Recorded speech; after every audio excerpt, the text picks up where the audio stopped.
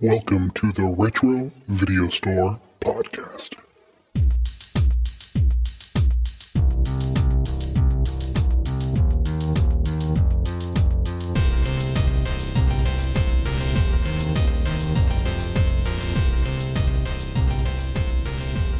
Welcome, everyone, to the Retro Video Store Podcast. I'm your host, Eric. Hi, Eric. And that's my co-host, Neil. I'm Neil. And who is enjoying the movie as we speak? Happy Mother's Day. we were getting ready to start recording. We're like, David, did you watch a movie? He's like, yeah, I'm watching it right now. Which he always does. This is 3 movies in a row now. I'm telling you, I'm watching it live. That's my new job on the show. We're not live streaming the movie or live commentary. But you can if you want to, David. Just let us know where you're at in the movie and chime in and let us know how things are going. But you guys are going to ramble on. You guys are going to ramble on for the first 20 minutes of the show like you always do. So I've got time to just sit here and watch the movie. Okay. Well, let's do what we always do. We'll start. Well, let's go back a little bit. Reverse. Strike that. Reverse it like Willy Wonka. No, one of my cats is meowing. Your cat did not want to reverse it. It's like on cue. Every time we start recording and the cats start meowing. It's bizarre. Anyway, we are doing Deep Rising from 1998 because we're in the middle of this 1990s action movie kind of spiel that we're doing. Lots of 90s action movies. And I got to say, this one was kind of fun. The most disappointing thing, I'm going to say it off the bat, was the monster. Monster sucked. Yeah. What? Don't ruin it. Don't ruin it. I'm watching it right now. Spoiler alert, David. The monster sucked. Why am I just hearing of this? Yeah, we've been watching a lot of Stan Winston created monsters. And this one, even though Rob Bottin supposedly had something to do with the design, it is very, very saddled by early 90s or late 90s CGI, which can be done better on Sci-Fi Network now than it was in this movie. But before we jump into Deep Rising, let's do what we always do. And David, since you're currently watching the movie, what other movies did you watch this week, or did you watch anything? I'm going to shock you guys right now and let you know that I haven't watched anything this week. You can barely watch the movie that you're assigned on. Hey, we're gonna chat about it because we enjoy each other's company, which apparently bothers Dave that we talk enjoy each other's company. And then while we're at it, let's talk about a movie too. But you know what? Dave is like, you know what? Fuck that and fuck you guys. I just found out what we were watching yesterday. So they give you 24 hours to watch the movie. I'm busy. I have a busy life. Don't you know this by now? All right. I believe Your you. hands all covered with lotion. You got the remote control slipping all over the place. Like one of those water weenie things as a kid. Remember those things? That you Well, so I didn't watch anything, but man, I'm just dying to know what Neil watched. Let me tell you, Dave. I watched War Machine, which is a new Netflix show with Alan Richardson, I think his name is. And then because I wanted to watch the second Sisu movie, I watched Sisu, and then I watched Sisu Road to Revenge. And in the other room, my wife and child are watching Harry Potter and the Half-Blood Prince. So that's what I watched. That's one of the better Harry Potters, I'll say. Yeah, sure. I watched a lot of explosions and violence. Well, oddly enough, which are some things I love in movies. How was the second Sisu movie? Good. It's good. You have the guy's basically like a finished Terminator, so he just can't be killed. It's pretty damn good. Have you seen the first Sisu? I have not. It's on my list to watch. You need to see Sisu. It's a very good flick. It's good. You guys should see it. David, have you at least watched the new Evil Dead Burn trailer? I think I have. Sammy's excited, man. She's already said she wanted to go get tickets for it when it comes out. Yeah, it looks fucking awesome. Looks really good. It does. I'm excited for it. There's like the super violent trailer, and then there's like the TV trailer. The TV trailer gives you a lot more exposition about what's going to happen, but the super violent like forehand trailer is all killer no pun intended, and no filler. It's just fucked up. Hell yes. So good. I'm looking forward to this.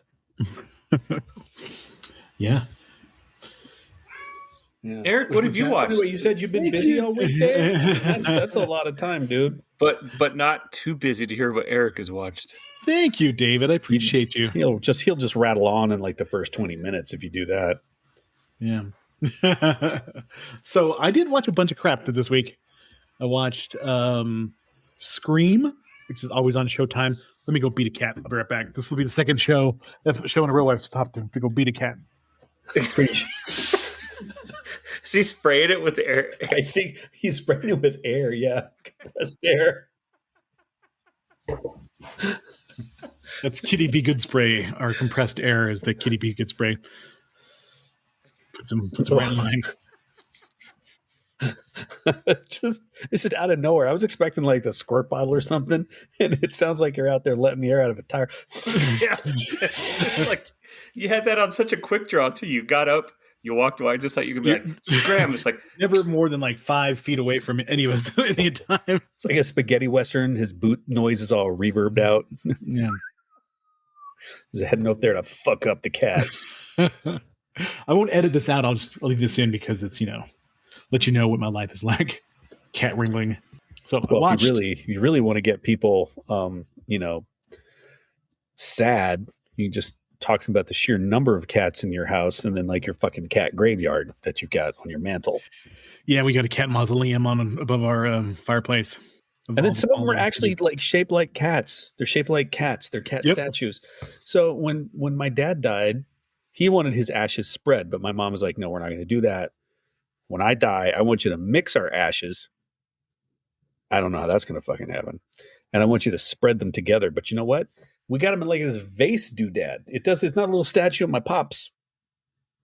That's a little bit different to have like a statue of your dad. Like, oh my god! It's like a recliner. That's like my dad. It's in a recliner, and it's nodding off while watching football with his head back. Oh, is that a statue of your dad? His ashes are in that thing. A little tiny golf bag, a recliner. Yeah. Hold on, Dave is bothering me.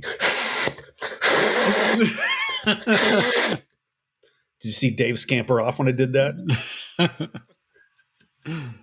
So back to what I watched, though. I did watch Wayne's World 1, Wayne's World 2. Oh, party on, Eric. They were still pretty funny. Scream. I watched most of Scream. And then I watched a lot of stuff about Deep Rising, surprisingly. There's actually stuff about the making of this movie. A little bit, yeah. Yeah, there's some stuff out there. This has a kind of a surprising following. Deep Rising does. I'm kind of surprised by it because it is entertaining. Apparently, this was on cable a lot. Like it has made for TV movie vibes. Yeah, and it's because there's really not any nudity that I can recall, and the monster is really inoffensive, and the kills aren't very bloody. So this is basically made for movies, for TV show like TNT and Sci-Fi and USA and stuff like that. And apparently, they played the shit out of this movie because it was not a big hit at all when it came out in the theaters, because it got released in January after the Titanic was going on like a 4-month run at number 1 in the movie theaters. David, were you working in the theaters at this time in your life? Yes. Do you remember Deep Rising coming and going from the theaters? I do. Did you see it when it was in the theater? I did. Yeah. No, I remember. I told you I saw like this is like I can't remember what we watched, but oh yeah, you had Wrong Turn. All that stuff was going on. Deep Rising. Yeah, there was like this cliche of these '90s movies, and then I think you had like the Armageddon, Deep Impacts at the same time. That like Titanic. You had a whole rush of like very late '90s, early 2000s movies. Yeah, they were like this with shitty CGI. Well, I included in this kind of era post-abyss underwater sci-fi horror movies. So Leviathan came out in 1989, which I have not seen in forever. We may do that eventually. Deep Star 6 came out the same year as Leviathan. And The Rift, I've never seen that one. Sphere came out in 98. underwater sci-fi. Deep Spirit, Rising, Virus came out in 99, and Deep Blue Sea, which we have done already. Deep Blue Sea, I would say, is a notch better than this movie. Deep Blue Sea, by any means, is not a great movie, but is a little more entertaining than this one. How many notches? And I want to correct you. There was nudity in this. It was in the centerfolds he had taped up on the wall. Oh, yeah. Okay. So they just had to blur out some boobies right there. Oh, Dave back with sign language. I still don't understand that. So there's a movie called Below, Haunted Submarine. I don't remember that one. Ghost Ship is a good one, though. We have to do that one. Basically, it has an awesome beginning where everybody gets cut up, and happens stuff like that. That was pretty awesome. But other than that, it's a lot of underwater horror movies during that era. Neil, do you want to hit us with the Internet Movie Database tagline? Did you want to read our listener email? Oh, yes. Let's do it. Listener email. Listener email. Do. Listener email. Ooh, we got a theme song. We must shoo Eric away from the mailbag. With the compressed air. It's the naughty Eric compressed air. There. I just ad-libbed that last one.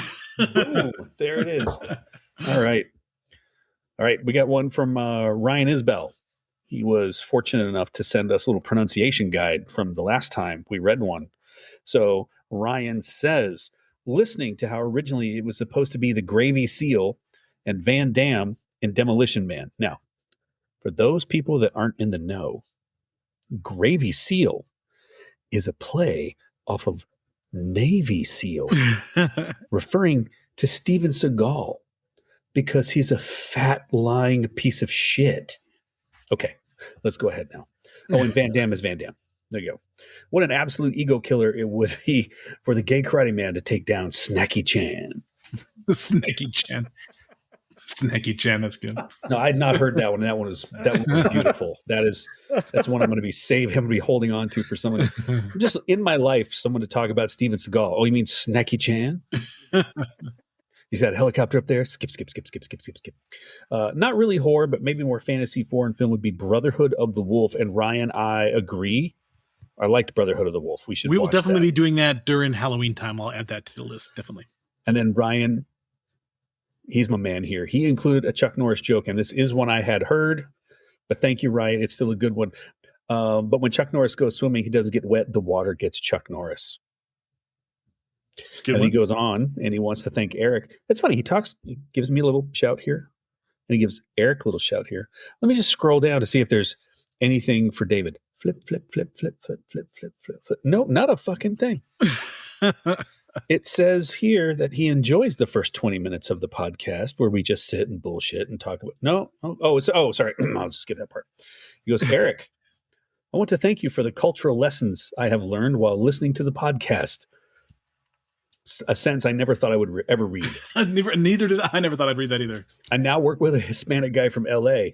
Being white and looking to make friends, I asked to see his socks because you have taught me the higher the sock, the downer the fool. The downer the fool. And I love that we got a little qualifier at the end. His socks were quite high. He's pretty down then. He's down, I say. He's down. It totally sucks. Loving Thanks, it. Ryan. Yeah, good job, Ryan. All right. Let us now read the IMDb. A group of heavily armed hijackers board a luxury ocean liner in the South Pacific Ocean to loot it, only to do battle with a series of large-sized, tentacled, man-eating sea creatures who have already invaded the ship. That's one sentence. Yeah. That's one sentence. One sentence. How about a bunch of hijackers and lame-ass Treat Williams? Who can apparently just ruin a movie that was even not that great to begin with? Wow, you have echoed the sentiment that I've heard from a lot of reviewers that why is Treat Williams the lead in this movie? Okay, so I'm just going to pose the question to you. Has Treat Williams ever been in a good movie? Yeah. Well, Treat Williams. Thinking of one that was like Kick-Ass that Treat Williams was in. I'm looking at his like the lead. I'm looking at his filmography. Also, rest in peace, Treat Williams. While we talk about you, you died in 2023. You know what? We waited 3 years to talk shit. Sorry, Treat. Here we go. He was in Marathon Man. Well, he was uncredited. He was in The Pursuit of D.B. Cooper as D.B. Cooper. Smooth Talk. Remember that movie that was on HBO all the time? He was in cable. Dead Heat with Joe Piscopo, where Joe Piscopo is like a detective and one comes back from the dead. I barely remember it. I remember sort of liking it as a kid. Joe Piscopo's stellar movie career. Things to Do in Denver When You're Dead, Mulholland Falls, The Phantom, The Devil's Own. He was in Deep Rising, obviously, and then The Substitute 2, School's Out. Substitute. Oh, jeez. Yeah. Wasn't the original with Tom Berenger? Yes. Yes, you're right. Okay. So he was in a lot of movies, but I don't really think that he ever transcended into being a lead. This movie was originally written for Harrison Ford to be the lead, but he dropped out of it, and then they reduced the budget, so we got Treat Williams. I would like to personally thank Mr. Ford for not ruining my opinion of him as Han Solo or as Indiana Jones or as John Book from Witness by not being in this movie. Thank you, sir. Appreciate you. This movie has so a you lot. know what? No, I'm not done. Fuck Okay, you, go Eric. for it. Hold on. Sorry. You know what? People saw Harrison Ford going towards this movie and they went, "No, Harrison." Psst, psst. They busted out the spray and Harrison ran the other direction. Psst, followed him down the whole time. I wonder if he does that to Callista if she's like in the kitchen. Okay. It would. She's bony, dude. That would send her ass into the wall. She's a very thin lady. She's thin, yes. So this is directed by Stephen Sommers, who directed the Mummy series, and there's a lot of that type of humor in this movie that he was kind of like testing out before he did it in the Mummy. There is some funny lines in this movie. There is kind of like that group dynamic that is probably better than the sum of its leads. You know, there's some funny stuff going on. And he did a movie called The Adventures of Huck Finn. That's his first major movie that he directed. He did The Jungle Book in 1994, Tom and Huck, Deep Rising, then The Mummy Returns, wrote The Scorpion King. Then he directed Van Helsing, which is, I will say, shitty. shitty movie. G.I. Joe, The Rise of Cobra, and Odd Thomas, which is Dean Koontz-based movie. He produced the other Scorpion King's movies in G.I. Joe Retaliation and G.I. Joe the Rise of Cobra. Kind of has a sense of fun in the movie, but it is a very 90s movie. David, you've made some good examples of what makes it such a 90s movie. What were they that were coming off the top of your head? The slow motion. Every time someone fell, it was slow motion. Mm-hmm. Shitty graphic. And then I was also like, when they shoot the guns, they're not just like aiming straight. They're just like all over. Yeah. Never ending ammo. Yeah, yes. never ending It's ammo. supposed to be like super well-trained mercs, and they cannot do anything but spray and pray when it comes to their ability to use a gun in this movie. It's really, really bad. I don't mean to sound like a pussy or nothing, but this started to freak me out. Yeah. Quality line. This was a problem that drove me nuts in the fucking Van Helsing movie. Is Van Helsing has this gun that shoots stakes to kill vampires, the wooden stakes to kill vampires, and he is just missing these vampires over and over and over again. And the stupid stake gun it doesn't run out of ammo at all either. And once that started happening in the Van Helsing movie, I fucking tuned out. It was just terrible. Terrible, terrible, terrible. It was it was a PlayStation 2 level of graphics in Van Helsing in the entire movie. You could see it rendering on the screen as it was happening. The lighting doesn't match. I read a great one. The monster looks like a pile of angry bratwurst discovered CGI 5 minutes before the deadline. Are you talking about Deep Rising's monster? Yeah. Yes. Yes. And I think a lot of times in horror movies and even action horror movies, the monster makes or breaks the movie. Like in The Relic that we just talked about a couple of weeks ago, the monster is pretty freaking cool, and it looks like it's could exist, and it moves well and stuff. And this is just gelatinous, shitty late 90s CGI. It's like they spent all this money on this cruise ship only to have people run down the same 3 hallways. Oh yeah, that's true. That is another thing, is when they kept the same scenery over and over and over again, just flip it backwards and then just Do we have money for other sets? No, but if we move the camera to the other end, you know what I'm saying? Well, That's that's a couple when you more asked me. seconds a shot right there.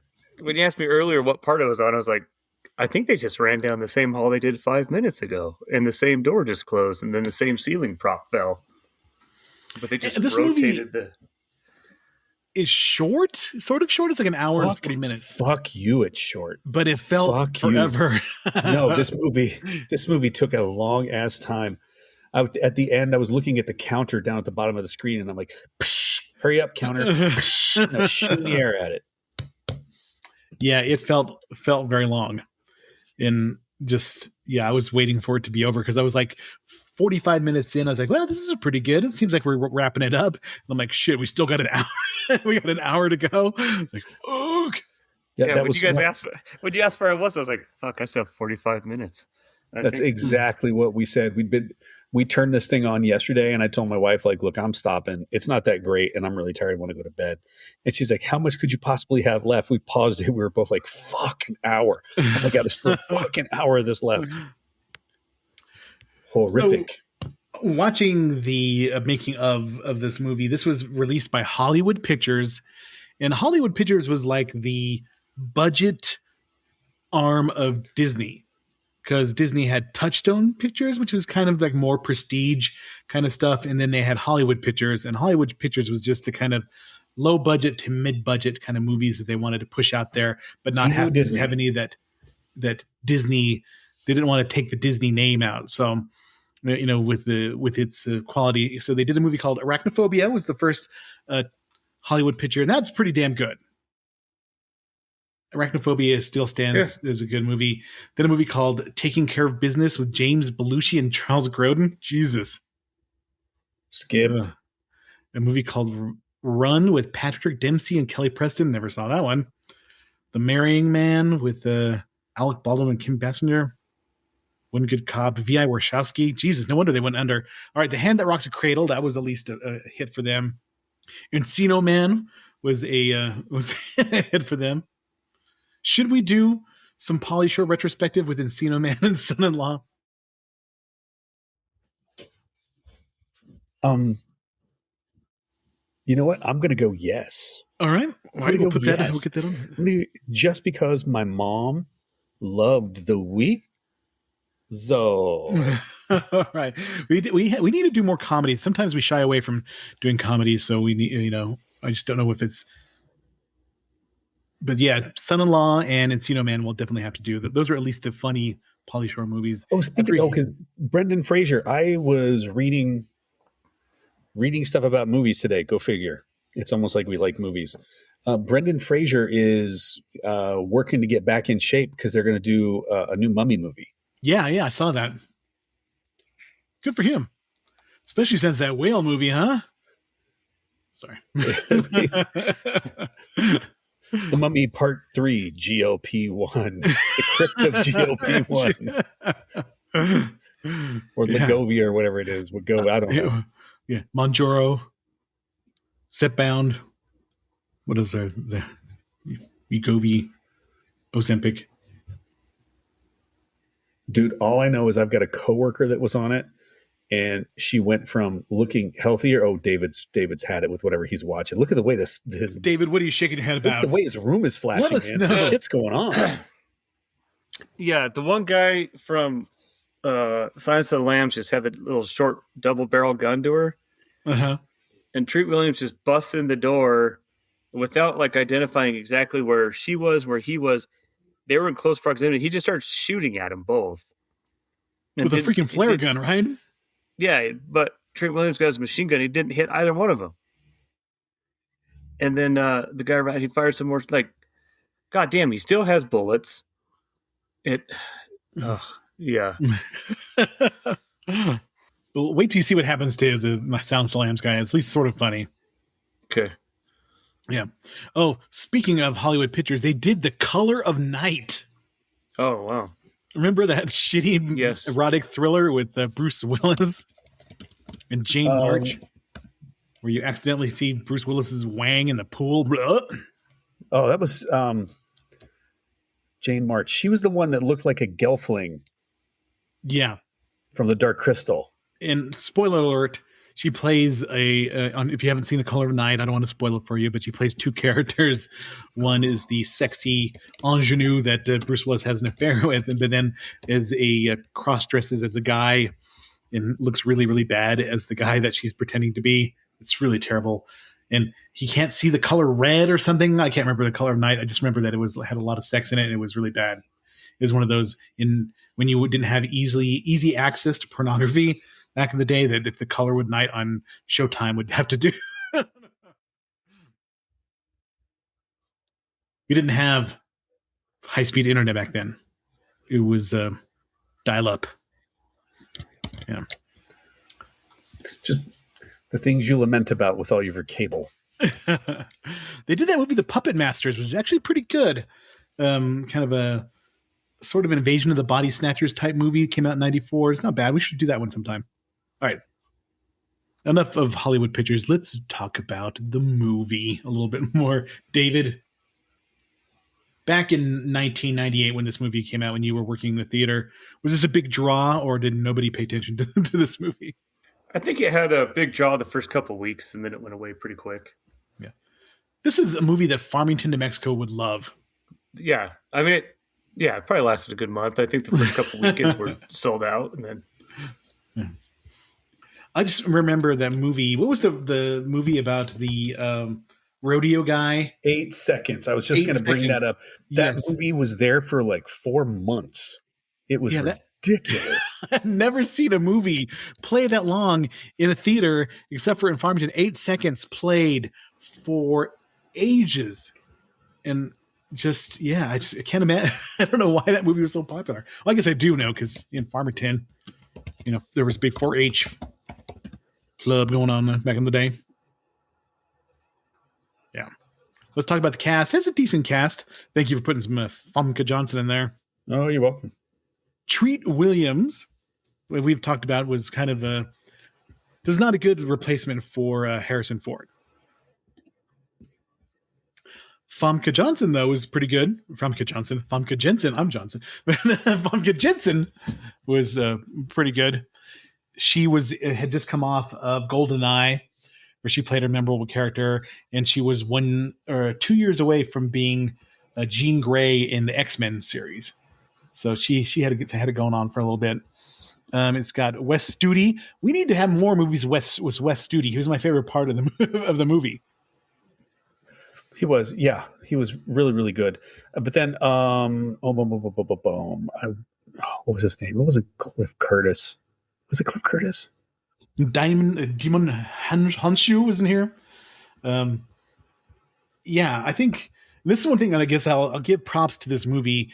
Is Wes Studi plays the head of the mercenaries named Hanover, but they don't reference him being a Native American at all, which is amazing to me, because they usually, in other movies, they'd be like, he'd have to put his head to the ground and track the monster or something like that, or there has to be something that just is very specific about being a Native American. He was just that character, and he was Native American, and it was cool, but it never drew attention to itself, which was kind of nice for a change, because usually like, monster, come and get us.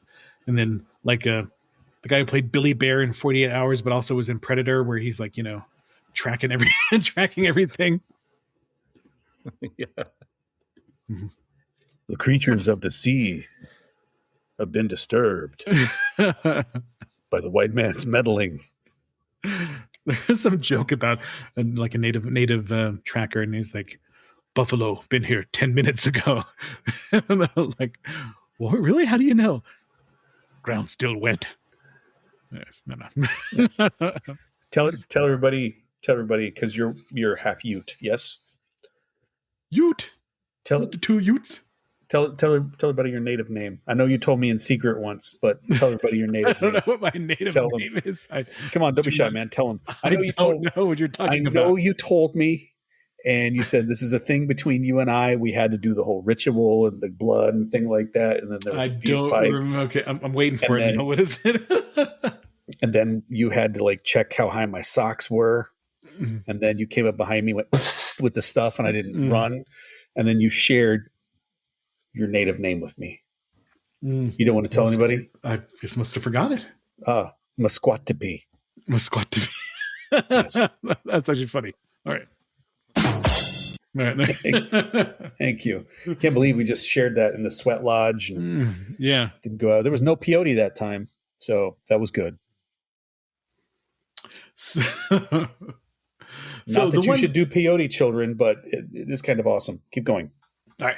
The one character that kind of stands out is the kind of the comic relief kind of guy. He was Kevin J. O'Connor, and he was Joey Pentucci, but he was also the kind of shifty guy in The Mummy that everybody was rooting against, wanting to die.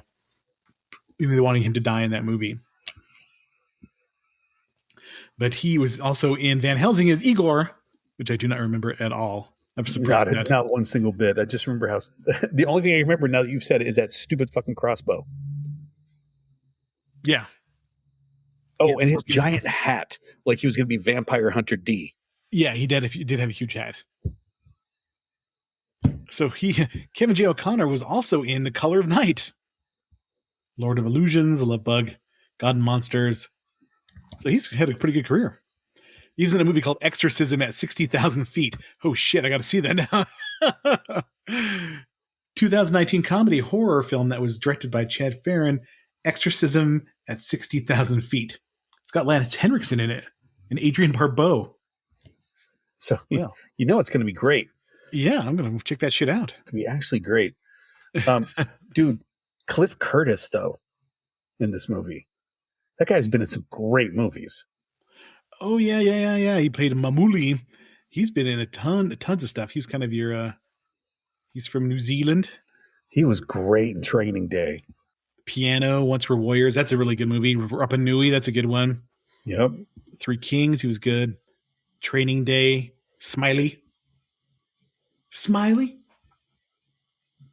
Spooked, River Queen, Fountain. Yeah, he was in a shitload of movies. Good career. He's still going out there. David, what part are you on? I'm dying to know. They were riding the jet ski in the halls, and then the one guy from Silence of the Lambs is on the auto boat, and it looks like it's about to crash into the main ship. After he had his compound fracture from jumping from a high. Yeah, and it's about to impact is about to happen now. There it goes. Well, I can see it in your glasses from the light. Oh, there it is. Yeah. Well, this has me thinking, and I know that Neil mentioned this before, that we should figure out a way to live stream a movie together, and where we can talk about it live, and then record that and have it for people to watch. We could do like a Patreon. Oh my God, am I thinking of business things right now? Maybe. All right. We could get all 4 of our fans to look. The yes, we would make $4. All right. Do you want to hit us with a critical consensus, Neil? Let us do some critical consensus on Rotten Tomatoes, and we all know what they do. They aggregate the reviews. 35% of 37 critics' reviews are positive. Oh my God! The fucking explosion of the monster. Ugh. It's positive. I did like the miniature boat. You could tell that the boat they blew up was a miniature. I thought that was kind of cool. I want to do the math here really quick. 35% of 37 critics' reviews are positive. That means there's 65% that think it's ass. The website's consensus reads, Its fleeting glimpses of creature feature mayhem are certainly dumb fun, but Deep Rising cribs from far too many movies to stand on its own. Chicago Sun-Times critic Roger Ebert included the film in his most hated list because every now and then, a clock, twice a day a broken clock is right. That's what I got to say about that, Roger Ebert. Ebert called the film essentially an alien clone with fresh paint job. Variety's Leonard Clady said the film is an old-fashioned B-movie with A-budget effects. But is it maybe Leonard? For 1998? Maybe. But the quality sheen can't disguise the cheap thrills hokum. And he used hokum unironically. I just want to point that out.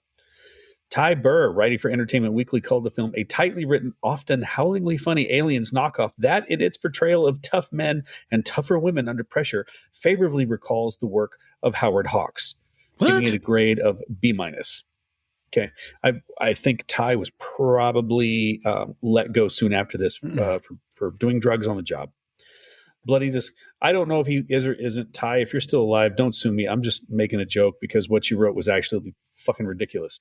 Bloody Disgusting wrote that excellent cast, yes. State-of-the-art special effects at the time, yes. Terrific acting, fucking off. This is a movie that should not be missed. This is a movie that should be thrown aside with great force. Audiences polled by CinemaScore gave the film an average grade of C+ on an A+ to F scale. That means basically they were chasing it around the theater with a can of compressed air. Deep Rising has gone on to become a cult film. Oh, I can see David Koresh making people watch this. Later, director Stephen Sommers said it didn't do a ton of business, but it has a very fervent following. All right, Neil, I want you to go off. Tell us what is so bad about the movie. Oh, Jesus Christ. Let's start with any scene that Treat Williams is in. Any scene that Treat Williams is in. That was absolutely horrible. And then we've got the semi-debauched shit going on the boat where they don't know culturally what they're going to do. We're just trying to lump all the South Pacific in there. We're going to have Chinese themes. We're going to have Japanese taiko. We're going to have hula dancers. And everybody's crowded into one spot. The ship is apparently fucking huge, but we're going to put everybody into this one room because that's all we could pay for in the budget. And we're going to keep running through the same fucking room over and over and over and over again, like the whole side of the boat in every goddamn one of those hallways. Okay, now let's talk about all the fake wannabe guy tough bullshit actually on the boat. Pointing guns and staring at each other in a threatening manner was apparently the height of acting on this. Okay, but could you point the gun and stare at him in a little bit different way? Or maybe a little pokey with the spear gun in the face? Fucking awful. Fucking awful. Should we keep going? Keep going. I love it. Oh my God.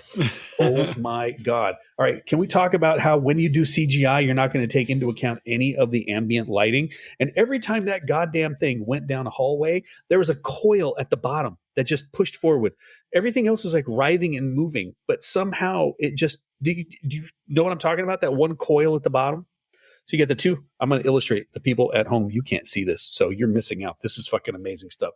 Here's the bottom coil. Here's the tentacles. They're going around like this, but that bottom coil just pushes forward just like this the whole time. Absolutely ridiculousness. Absolute ridiculousness. Yeah, it was kind of moving around like it.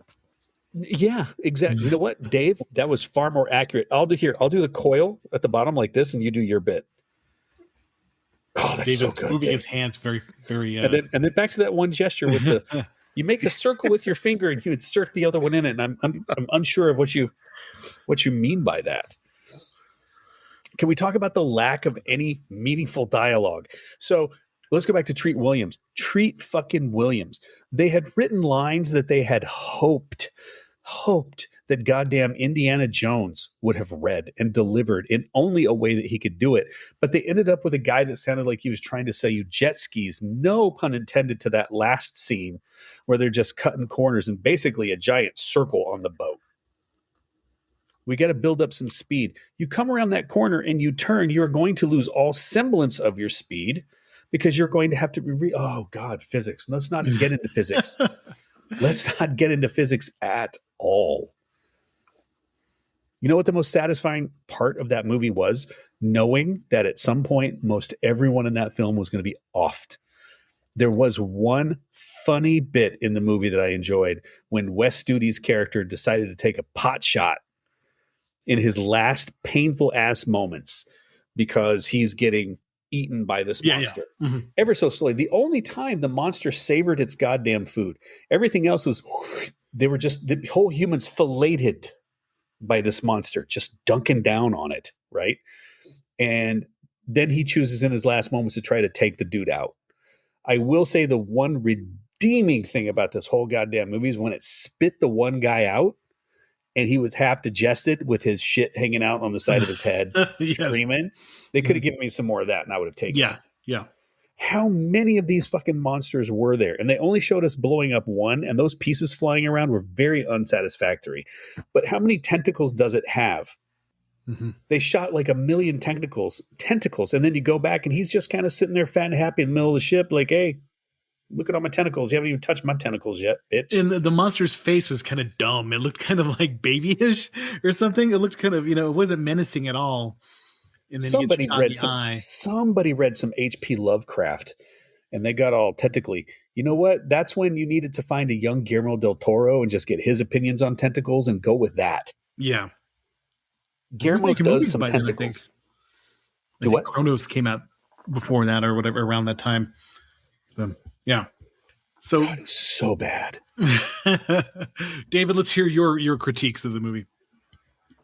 I got to agree with Neil. And what I wanted to say earlier was that when you guys were talking about Treat Williams, all he had, and I think it goes back to the 90s and that era of film, was there wasn't any meaningful dialogue. It was just a bunch of one-liners from every single actor, even your guy that you really liked at the end that was took the pot shot there. Like, There were just one-liners, and let's just revert to dropping the gun, showing the gun on the ground.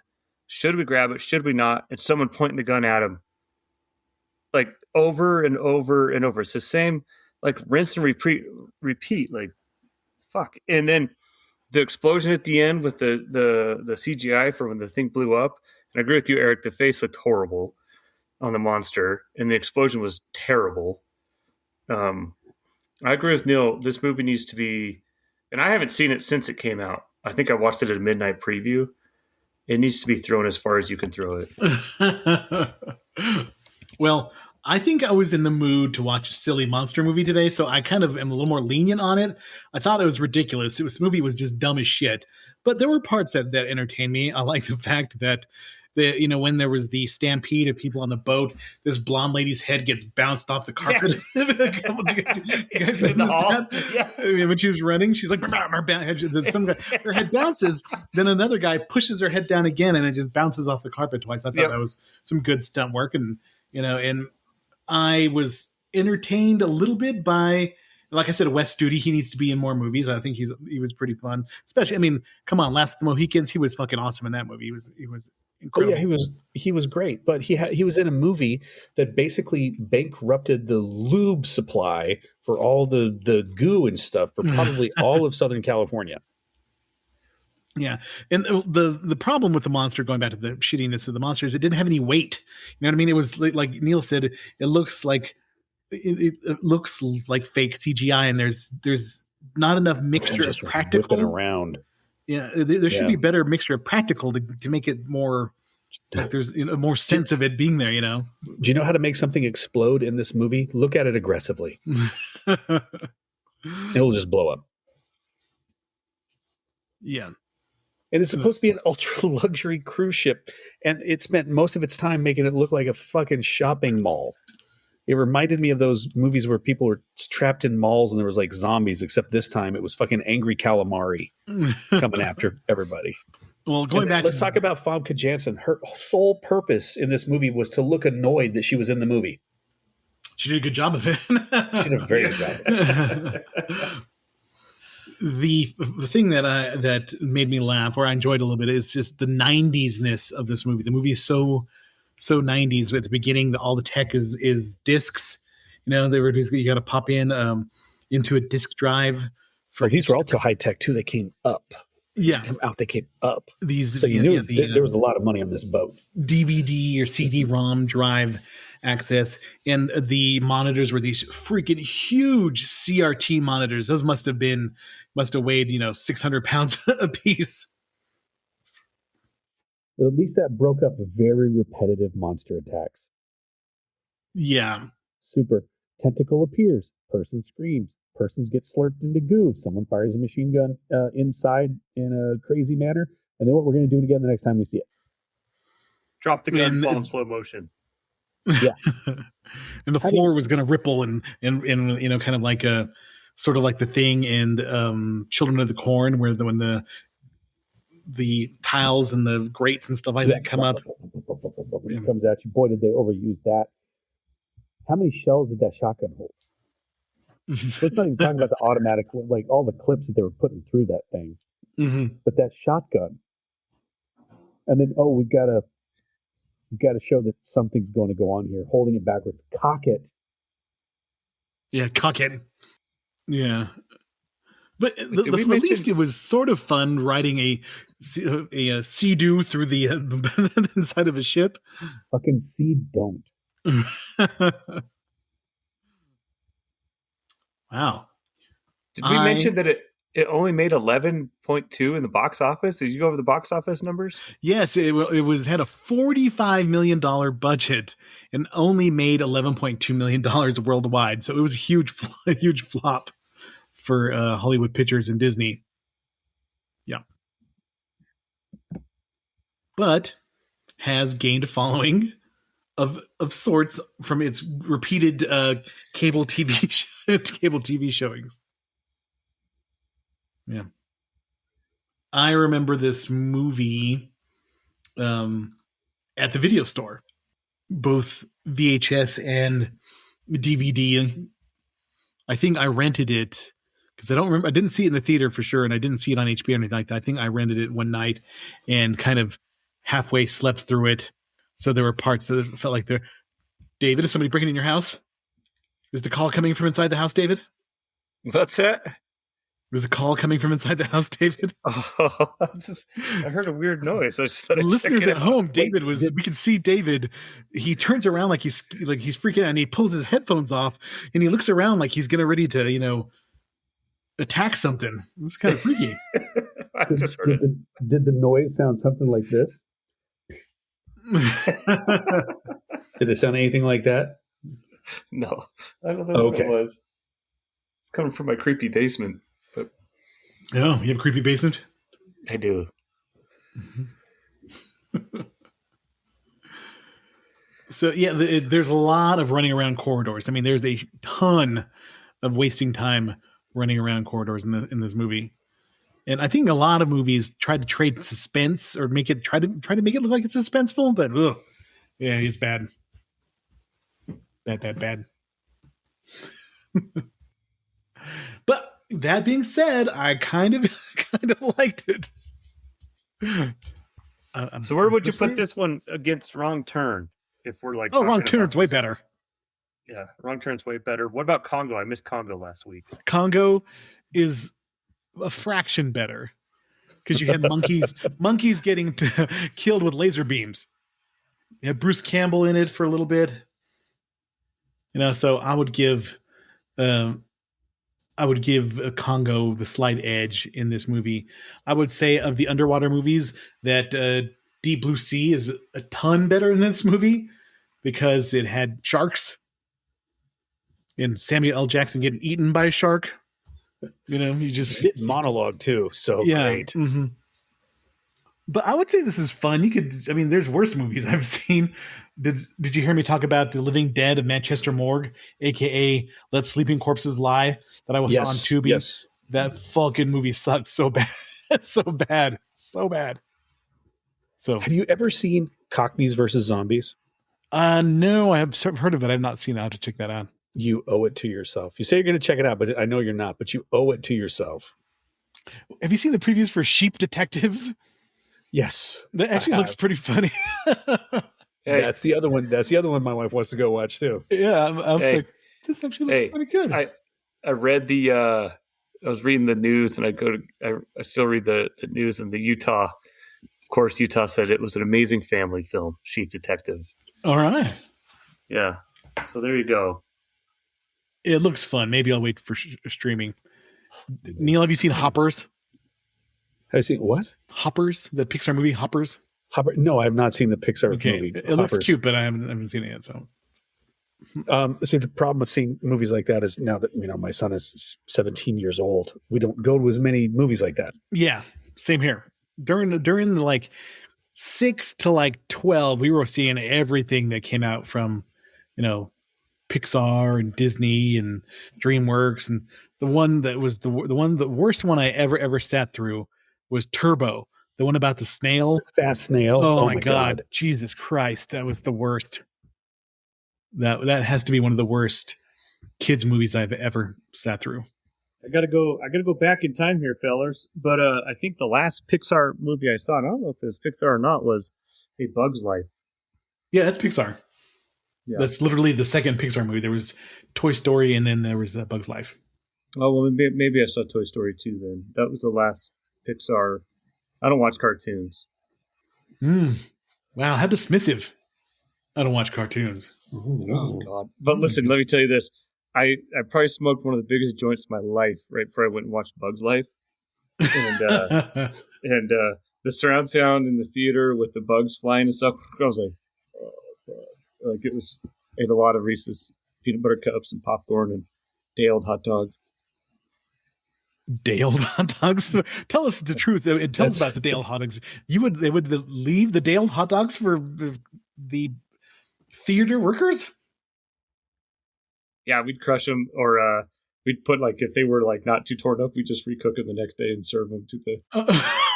You bastards! I'm serious. If you came in the morning and you got a hot dog, you had a day-old hot dog. Oh. Was it sitting on the roller all night, or did you at least put it in the refrigerator? We put it in Tupperware in the refrigerator. Okay, that's. I've eaten worse things, I guess. Yeah. You put enough nacho cheese. That's her brother there, buddy. All right, so let's finish talking about Deep Rising. Let's talk about the movies of 1998. What was the top movies of 1998? Titanic, carried over from 1997 to 1998, made $488 million. I still haven't seen that movie. It's all right. I have a hard time with Leonardo DiCaprio. It's not bad. I mean, it's of its time. Kate Winslet was super hot in it. That's all I remember. But it was all right. Too long. Armageddon was number 2. That was fucking terrible. Saving Private Ryan, number 3. That was really, really good. At least the first half of it's really, really good. There's Something About Mary is amazing. Still funny as hell. The Water Boy was number 5. I can't believe The Water Boy was number 5 that year. Well, you know why that's number 5? Because that is high quality H2O. That's such a good movie. Mama said. Such a good movie. I think the problem is when you talk about these films, you're worried about your medulla oblongata. That is your issue. It's just the other day, I think it's in that movie, it's like, hey, moron. Isn't that the movie where it's somebody did that at work the other day, talking to somebody else, just here in the woods, just outside, we're all running chainsaws, and a chainsaw shuts off, and you hear this guy go, hey, moron. Well, my favorite part of The Water Boy is when Vicky, his girlfriend, goes to eat with the sheets. him and his, yes. Do you know Bobby wets his bed, and hanging in the back are these piss stained sheets. They're so fucking funny, and the look on Adam Sandler's face. It's not the comedy of the highest order, but it's still fucking funny. Yeah, so all right, I'll go to bat for The Water Boy. She showed me her boobies, not like them too. Yes. Dr. Doolittle did not see that. Deep Impact did not see that. Seen it. Godzilla. We did an episode on that. Very, very sad. Rush Hour, Good Will Hunting, A Bug's Life. So that was the time you smoked major doobage and saw A Bug's Life. As Good as It Get, Master Zorro, Rugrats. Ants was actually, that was like the rival to A Bug's Life. 2 movies came out at the same time, both about bugs. One was Ants and one was A Bug's Life. Well, one was the other one, like Woody Harrelson and Sylvester Stallone. It was Woody Allen. Well, what did I say? Woody Harrelson? Yeah. Woody Allen, sorry. He was an ant in this movie. He was an ant. He was looking at all the underage ladybugs. Look at her. She's just a pupa. She's just a pupa. So The Wedding Singer. Well, it was a big year for Adam Sandler. X-Files movie. Blade. We've done an episode on. I like to look at the bottom of the list and see which awful movies came out that year. Zero Effect. Pecker. Is that, the Pecker. Wasn't that the kid from Terminator 2? Yeah. Okay. Buffalo 66. I sent you his music video, didn't I? Yes. Did you see the one I sent you of Steven Seagal singing the blues? Yeah, change your underwear. Oh my God, the comments were fantastic on that. So great. Apt Pupil. That was a pretty good Stephen King adaptation with Ian McKellen. That was one of my favorite stories of, I think it was one of the Bachman books or different season or something like that. Where it had Apt Pupil. That was a pretty good one where the kid's this fucked up kid and his neighbor's a Nazi war criminal and he gets tangled up with them and turns into a school shooter at the end of the movie. And it's pretty good. Bleak, but good. Blues Brothers 2000. Jesus. Half Baked. That's pretty good. Grease re-release. I remember that. Yep. Yeah. I love That was my Skanky Sandy prime. at the end of Grease. You're sick of her? No, I love Skanky Sandy at the end of Grease. Oh, Olivia Newton-John, when she's like, goes against all her morals and convictions, decides to be a biker chick. A pink lady. Yeah. Oh, yeah. Pink Lady. All right. So, well, that is our episode for Deep Rising. Neil and David did not enjoy it. I thought it was okay. Didn't hate it as much as they did. Neil, would you watch this again? So if this movie came up to the house, I would chase it off. I go, psst, psst, psst, and I would watch it flee down the street. Mm-hmm. David, would you watch this again? no, but I want to say that when you're reading that list, man, that brought back a lot of memories. And I feel like from 95 to 2000, there were some great shitty movies that, Yeah. there was an era of movies at that time that cannot be matched. Well, and that's what I kind of this year we're kind of jumping in to the 90s. We've hit the 80s a lot over the last couple of years. So it's kind of fun to do the 90s because like next week we're doing Joyride. Candy cane. Yeah. Which I have not seen since it first came out. This is 2001, so it's right at the the fringe of the kind of late 90s, early 2000s. So I'm excited to see that one. It's one of those being stalked by a trucker type movies, road danger type movie. So that'll be fun. If you want us to read your email on the air, send us an email to rvspodcast222@gmail.com. I say we're on Instagram and Facebook, but I haven't updated for God knows how long, so I'm going to try to be better about that. Like I say every week. If you want to go to buymeacoffee.com and look for the Retro Video Store and give us, contribute to the cause, give us some money, give me some money. You can do that. Yeah. Any final thoughts, David, about the movie? It lives up to the era. It lives up to the hype of that era. Neil, any thoughts? This is not a movie to be put aside lightly. This is a movie to be thrown with great force. Yeah. If you want to see something that just smacks of the 90s, this is one to watch. So I wouldn't. Get your compressed air ready to see if you can't help this film. Yeah. There it is. All right. Thanks for joining us, everybody. Appreciate it. Have a good week, everyone. Bye. Thank you for listening to the Retro Video Store Podcast.